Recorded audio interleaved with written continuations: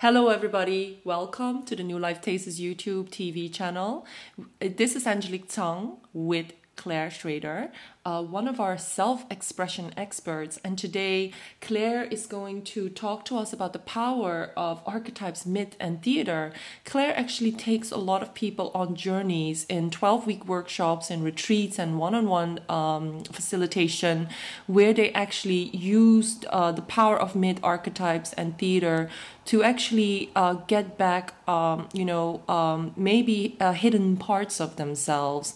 And so, Claire, tell us a bit more about why this is important. Why are archetypes, myth, and theater important for people who are just going on in their own lives, just minding their own business? Why should I actually, how do I know whether this is for me as well? Well, firstly, there's so few places where in our society where we can truly express ourselves, and we're so sort of kind of tuned into our devices, our diaries, and we build up all this stress gets built up inside us, and we have no place to really kind of detoxify ourselves from it, because there's a scientific research shows that that all the negative experiences, particularly the negative aspects of stress, I mean, there's a positive aspect of stress, but this is having a very, very big impact on our health and stress levels, and I mean serious impact on our health. Mm-hmm.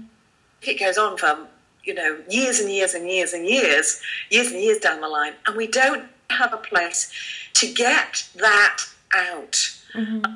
And so what I provide through my events is a fun way for people to get that out themselves, to get that expression out. Mm-hmm. Similar to what happened in ancient society, in tribal societies, and when we were, thousand years ago, we lived in communities. We used these, we relied on these communities for our survival, and we were constantly creating together. We were constantly moving. We were constantly expressing. Mm-hmm. We wanted sort of kind of putting up with a lot of situations, having to suppress our emotions. We had vehicles to express our emotions. So this is where theatre comes in. Theatre is an acceptable place for as adults to play. Yes. Because we've lost sight of that playful part, and particularly when we're running around in our lives doing this and that and running from place to place. Yes. We lose our ability to play. And so what I do is bring people into a space where there's lots of materials around, which is going to encourage them, and I teach them how to get back into that playful, intuitive, instinctive part of themselves, which is also very, very important in terms of our lives, because we live so much from this head space, as you spoke about. Yes. Getting in touch with that intuitive place and allowing that to lead us. So we, instead of kind of thinking our way through things, using our intuition, this is for men and for women, Mm-hmm. and save ourselves a lot of time by listening more to our intuitive side. And it's also the secret of happiness. I can believe so. That intuitive side, we're doing things that come naturally to us, and we're not pushing ourselves into roles or putting ourselves into places that are not authentic to us. Yeah. And often, when we listen to those intuitive voices, it's exactly the right thing for us. It's the right career for us. It's the right relationship for us. It's the right kind of friends for us. It's the right kind of opportunity for us. The right joint venture. Yeah. Yes. Yeah. Actually can live a much more graceful life, a life of flow, where things flow much more easily. And of course, there's going to be times when we come up against challenges. Mm-hmm. But the way that I see that, and this is where I'm going to bring it back into the structure of much the kind of theatre that I work with, which is inspired by Joseph Campbell and the hero's journey. The stories and myths all work with this principle of that the protagonist, the hero, goes off on a journey, and they meet challenges, as we do in our lives. And so working with this particular tool and working with dramatizing this. So what I will do is I'll present to the group a particular myth that I think aligns with where they are and that I think will give them opportunities to learn and grow. And then they will have an opportunity to play out these different characters on this journey to meet with the challenge, maybe to play the monster or that demon or that force that's getting in the way, and finding ways of breaking through that. Yeah. This comes up at the same time, of course, they're expressing all the emotions that they don't normally do in their lives, and they're having fun doing it. And for some people, that can be the most important part. It's a space where they can laugh, where they can play all these different parts of themselves, the parts of themselves they're allowed to play in their normal lives because they have to be a good person or a responsible person, or they find themselves in the role that many of my clients do of being nice. Oh, yeah. Yeah. What I'm hearing, Claire, is that the way you described it is, as although people don't think that they need myths, archetypes, and theater, it's actually because of the way our lives are structured, and we are almost caught in these roles like mother, father, CEO, director, or I'm the secretary of this amazing big honcho. We have all these roles that actually prevent us from being intuitive and tapping into our more maybe creative wisdom that could actually even if we stay in the same job, the same relationship, we could actually bring more of ourselves onto the table by working with myth, theater, and the archetypes. That's what I'm hearing.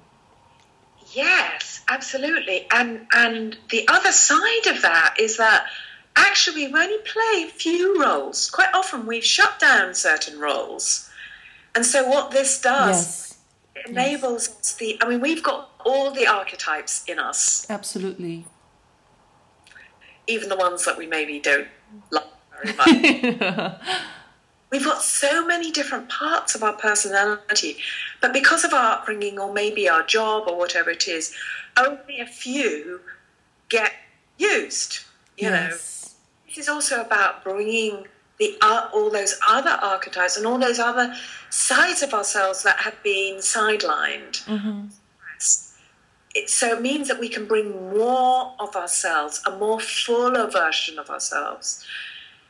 Yeah, so, for instance, the woman CEO, warrior side, has had to come to the fore.